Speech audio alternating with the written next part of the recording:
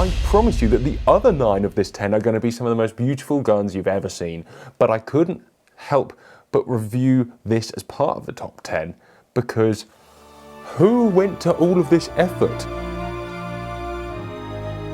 This is the most passion project gun I've ever seen, with somebody with just enough skill to do not a completely terrible job. It is a Webley & Scott bolt action 410. You'll be familiar with the concept. It's a 410 bolt action. Clearly unhappy with the performance of your average bolt action 410, which is pretty low, very reliable, but not nice to use particularly. They thought, how can we improve this? Accuracy was on their mind. So they put a red dot on top. There's no rail, so they have created their very own saddle mount out of a old Ruger 1022 rail, and they've stuck it to the saddle mount, and then they've stuck a cheap red dot on top. They're not great, these red dots, but you know, you're shooting a shotgun. It doesn't need to be pinpoint accuracy, you just need to get it to the nearest foot. Then, unhappy with the fact that they could have to turn it on and off and they would constantly have to change batteries, they then home rigged up with a couple of bits of wire and an old button, the on-off switch. This person was not stupid. In fact, this person was very, very capable because it's solidly done. It's a Mark II, or there was an accessories rail here. Clearly they decided to rethink and move it forward over the barrel. It is, you know those stupid games on your phone where you get to upgrade the gun and all they do is stick a graphically larger scope on top? This is that. This is someone goes, I need this, I'm literally going to create it. Don't care how I'm going to get it there. The gun's worthless, as is the red dot. Whoopee.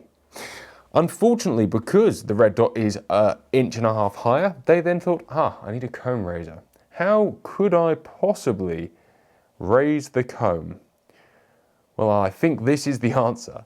Old handle from a drawer, drilled and glued into the top of the gun, with a little bit of pipe lagging on it. That'll help with the recoil. And then, because potentially it wasn't so devastating as they needed it to be, they threaded the end and fitted one of these.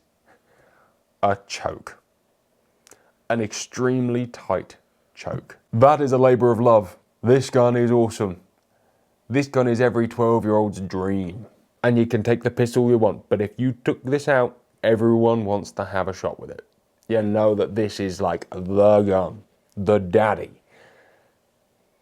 The only 100 quid gun that people are going to be tripping over, fully in love with. As much as everyone will take the piss because it's hideous. Next.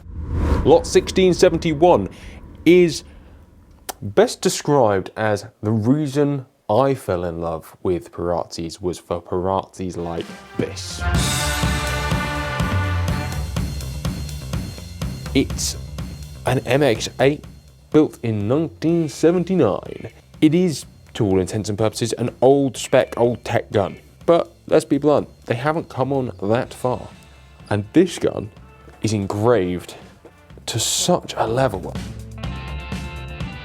You know, I've seen a lot of guns and a lot of engraving, and I've seen some pretty bad examples, and some of those have been Vaparazzis.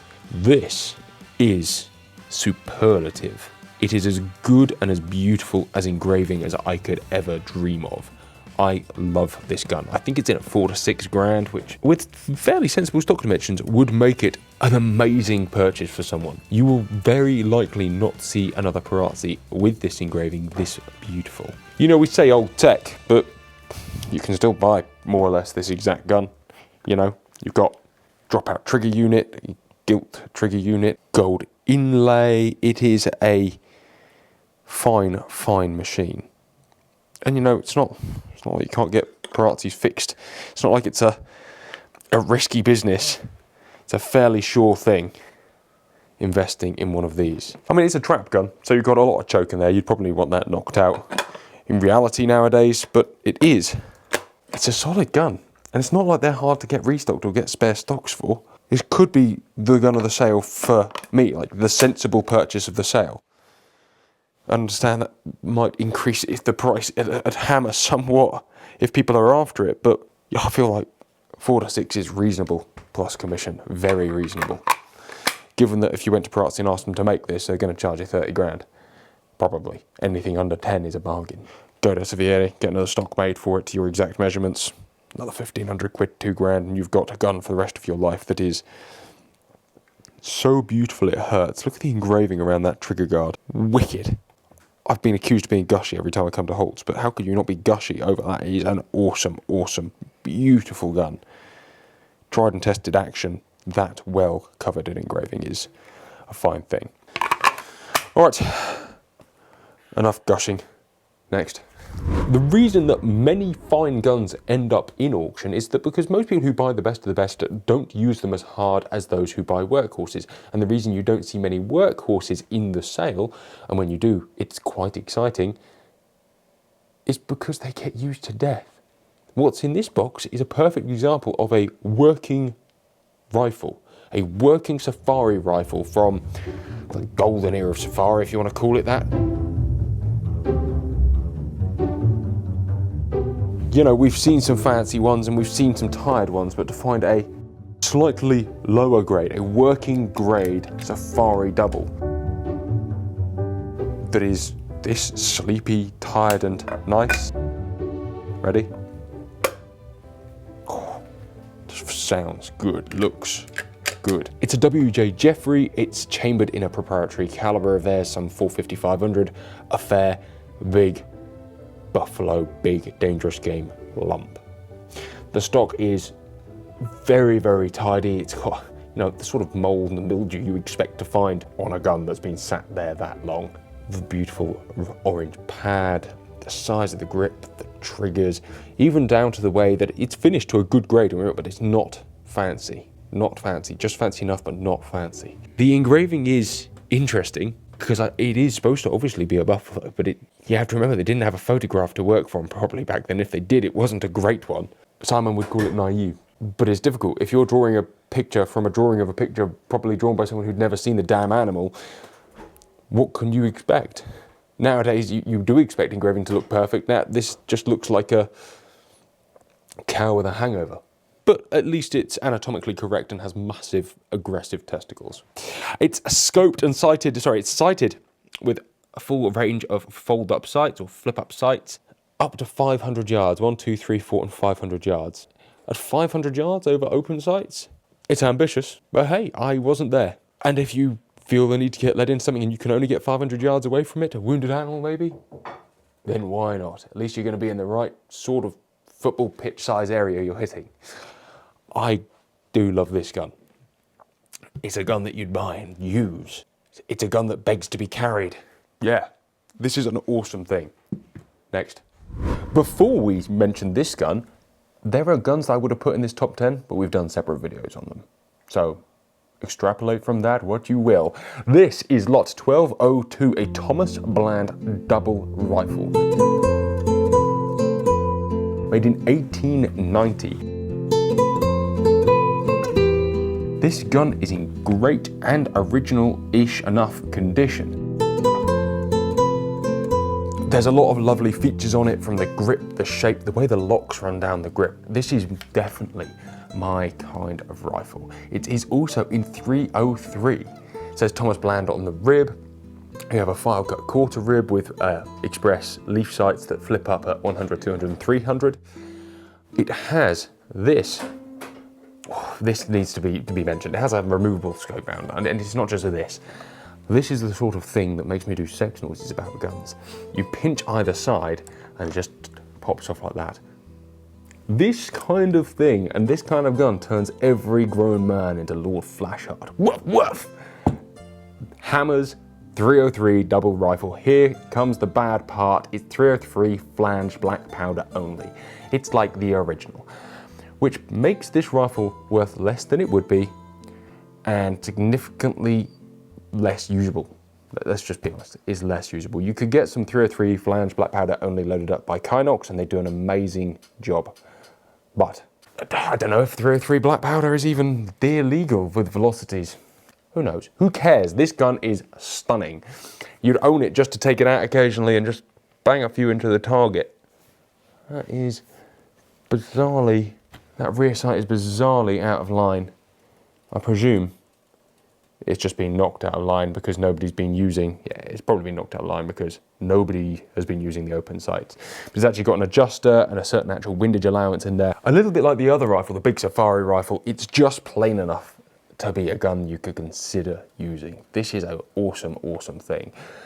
But it was made right at the end of when that caliber was popular and so on and so forth. There's probably a reason it's minty, because it was superseded very quickly. It probably did not see a lot of service, and it probably still won't. But it's covered in my dribble now. I spotted this before we came as the one gun I wanted to pick up and play with, and it has not disappointed. It's a 2 to 3 grand, which is not bad either from a collectible standpoint or even from a usable standpoint for such a beautiful thing. Given that there's a Daniel Fraser double rifle in here, double 303, and that's 6 times as much money. I mean, it's obviously infinitely more usable and nicer, but it's not. You're there, the first ear comes out, cock, boom. Oh, another one comes out, let's cock the other barrel and shoot that too. Woof. You don't have to be made in England to get our approval. I mean, we've already looked at a Vaparazzi, that's made in Italy, but this is made in Germany. And German guns can divide opinion in England because they're a bit different. This one is different in a good way, and to be honest, is quite English. It's made by E. Strempel. It's lot 1505, 800 to 1200 pounds in the auction, representing a bargain for the looks and spec of this little 20 bore. 25.5-inch barrels, which are a little short, but they've got a bit of weight in, so it doesn't feel bad. I wouldn't be put off by it if I was looking for a little 20. Key points that are delicious. The articulated trigger is so well done. You know, there's no obvious and open hinge. It looks really classy, but serves the perfect purpose of an articulated front trigger. Again, means you can shove your finger in there a lot easier. If you do suffer from recoil, there's just a little give there. That is a wonderful, wonderful example of what an articulated front trigger should be. It's got Holland and Holland style locks, so you have Origin, Holland and Holland on the side, and if you then got rid of the Orig and the E. Strempel, you could tell everyone you had a Holland. It's not the done thing, but it could be. The engraving is nice. It's not very English, but it is very pleasant. 800 to 1200 quid for, I think this is very much a best gun. Very much a best gun. Made in 1953. There we go. Look at that. Look at that. That's just nice. Quick detachable locks with a little fold down hidden lever catch. I mean, you've got to be getting, there are not many makers that even offer that anymore. There's a few Italian makers and that's about it. It's in good condition. It was reproved in 2021, so only last year, for nitro, and it's, to be honest, a very, very tidy example. And the workmanship in these locks is exactly what you'd expect from the outside. Often there are some guns that are covered in glitter that are not so good on the inside. This is beautiful. Look at that elongated safety strap, how thin that is. This is a fine gun, an extremely, extremely fine gun. To be honest, a bit like most of these, it's worth buying just so you can take the lock plates out. And then, ready? That is gun making. That is a beautiful, beautiful thing. There's a little bit of pitting and a few rust patches that have clearly been fixed up just over the fence and onto the barrel there and on the other side. Someone might have left it away dirty for some years. But she is a beautiful little thing. Every detail on this gun is correct. Yeah. There's actually, between this and that Beretta 20 board, I think I prefer the Beretta. I don't actually. I don't know. I couldn't tell. They are two different machines. That little AS20EL is something else. I mean, I wonder if this belonged to, like, Perron's first wife. I love a Browning. I love a B25. The B25 was, it came out in 1931. The Brownings spent a long time developing it. I think John Moses Browning first came up with the concept in 1880 something.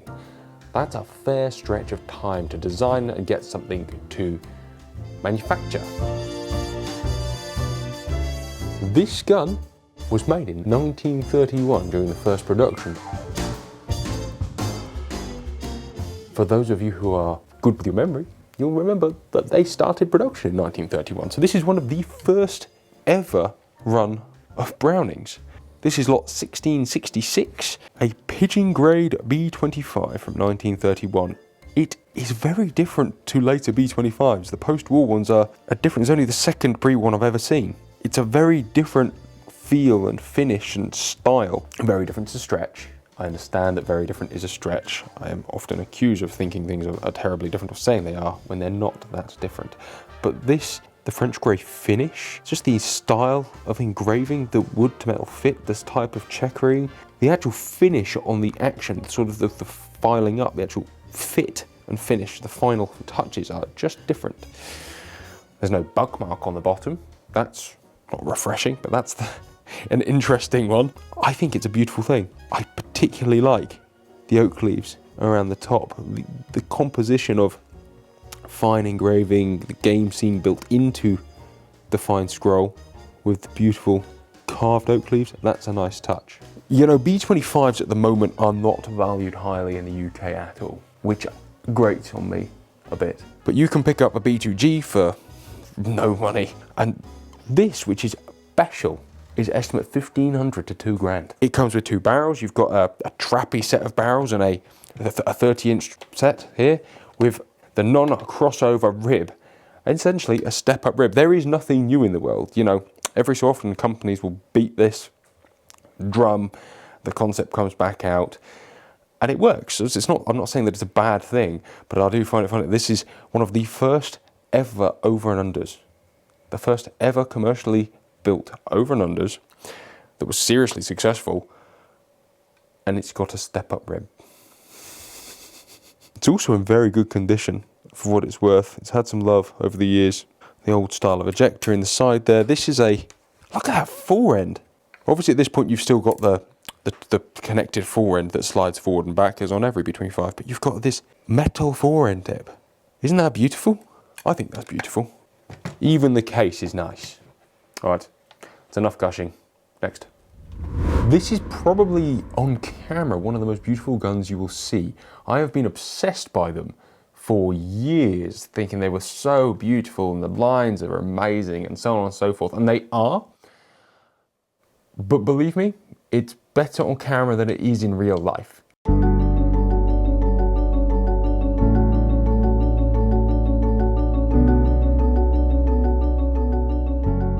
I'm not disappointed by this. This is a McNaughton skeleton action. I'm not disappointed by it.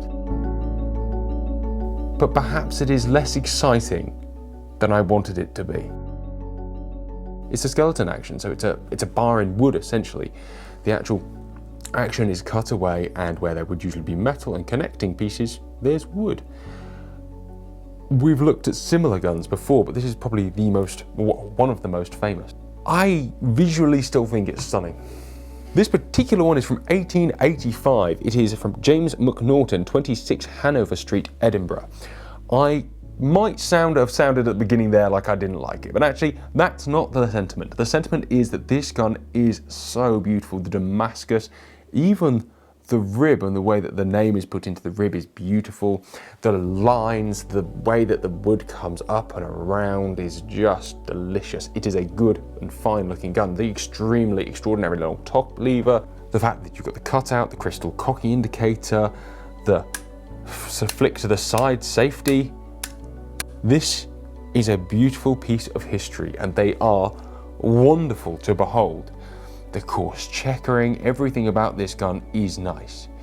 And it's different. You know, this is not a perfect example. It's worth $2,500 to $3,500 estimate in the Holts auction of March 2022. I think that is good value for what it is. Don't get me wrong, it is good value for what it is. I mean, just look at that knotwork around the border. That in itself is a beautiful touch. But they cock on the top lever, so it's a very large opening motion, which actually isn't bad. You could learn to use one of these very, very quickly. It would be quite intuitive. And it's a non-ejector. Look how that action rides up. These are fascinating things. Any negative comments I said at the beginning, take them and put them in the bin, because the disappointment only comes that perhaps it's not quite as beautiful in real life as it is in photos, or that it's just equally so. A lot of guns You see in photos and they're quite nice, and you see them in person, they blow you away. That little Beretta, for example, the AS20EL, I've mentioned twice now, but that in photos just looks like a gun. In real life, there's something about it, the way that it's actually put together in the round, on the whole, is very nice. This photographs and looks just as good in photos as it does in real life. So I'm neither whelmed by it. Not underwhelmed, not overwhelmed. Bang down the middle. Maybe I built it up too much in my head. Either way, this, if it is your first McNaughton skeleton action viewing, it's pretty good, isn't it? This pair is a little different, not massively so. They are RJ Blackwalls, a pair of 32-inch 20 bores with solid top and mid ribs. They're nice.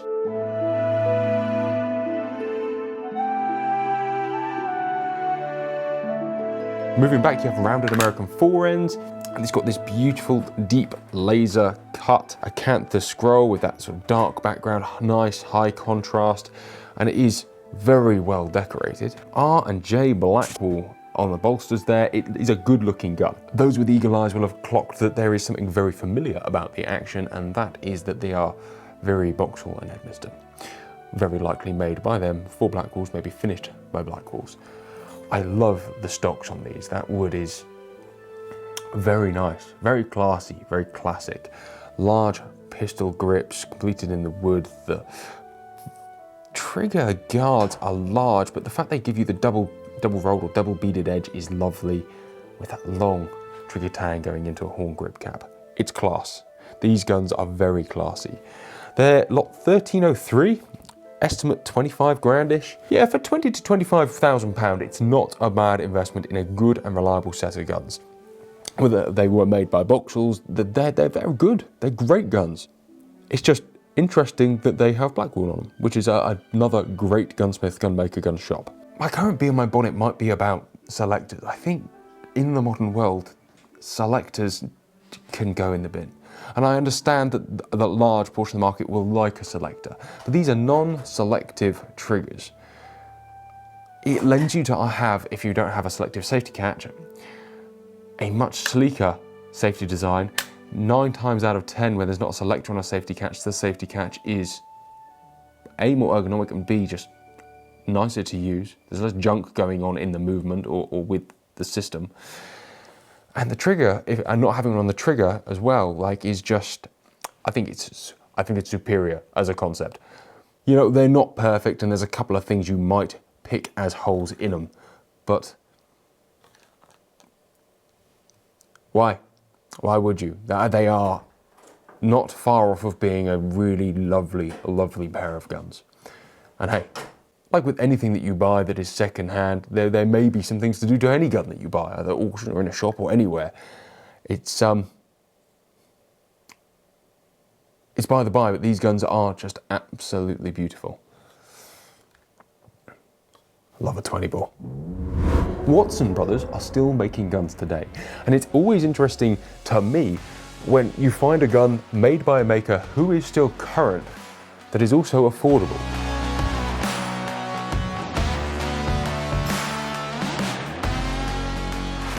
And not that their guns are expensive when you go and buy them from new, but they are quite a lot of money. I think a lot of being part of a brand is quite nice. It feels nice to have something that is recognized, that you can still be part of. You know, it means you can be part of a live community as opposed to a collector of old and derelict stuff, which I seem to be. Here it is. It's a box lock. It is lot 1758. It is valued at £500 to £700. I've said quite a few times recently, or been speaking to a lot of people recently when they're asked what's good value. B25s and box locks. I put 2 in this top 10, so I don't have to say it so often. B25s and box locks are currently so undervalued. The Anson & Dealey design is stronger than side locks. I think I'm comfortable saying that. This is a box lock ejector with 29 3/4 inch nitro-proved barrels. The engraving on this is stunning, isn't it? Bold, Art Deco-esque, brazen, daring to be different style is lovely. And look at just the beauty of that line a small bead that runs between the fence and the back of the action that just otherwise breaks up what could be quite a boring shape. This is a tasty gun. £500 to £700. Box locks are so depressingly cheap. You know, it does say on the description that the bore measurements are marginal, so I will reiterate that. I don't know what they are. Ask for a condition report and you'll soon find out. What a beautiful thing. Treble grip action, hidden third bite that just clips into the back of the action there. Beautifully engraved. The stock is in not broken condition. You have this lovely bead on the front that's a lovely touch. It's just a nice gun. Plenty of dust. The stock is tiny at 14 inches. It's not a biggie, but there's no pad or anything on the back. So, you know, in terms of getting this into a usable state, it's not going to take a lot to get that into a modern sized human's fit. I think this is amazing. A 1920s London built box lock for well under £1,000. She's such a looker. She is such a looker.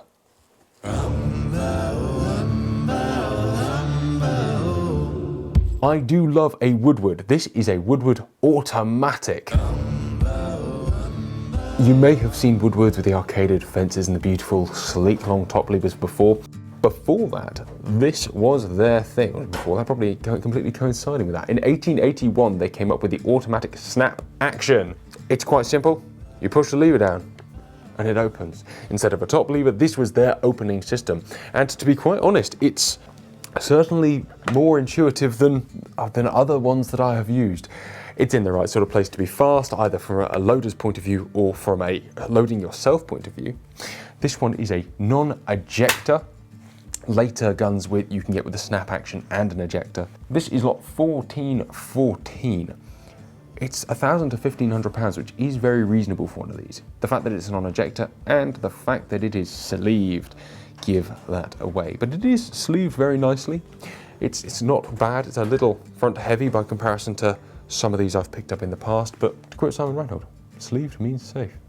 You know, in a world where ammunition is moving forward and people are concerned of these things, at least a sleeved gun, well, you're guaranteeing probably a thicker wall thickness than standard and probably a more modern barrel steel than standard. The rib obviously is with the original, made of Sir Joseph Whitworth's fluid pressed steel. You had the crop steel German gun earlier on. This is a beautiful thing. There are some slight pits on the outside of the action that have been cleaned up, so this gun has had some sort of restorative work at some point over its 141 years of life. 140 actually, this is an 1882 gun. I just think they're beautiful. The way the bead runs out of the rib and around and then pokes back in, comes down, it is just a lovely thing. There's so much about this gun that you can fall in love with. It's got no top lever, and every shotgun without a top lever doesn't look better necessarily, but there is something very pleasing about that line when there's no top lever to get in the way. Big cocking indicators with cocked up on there, just so you can be sure. This is a lovely piece of history.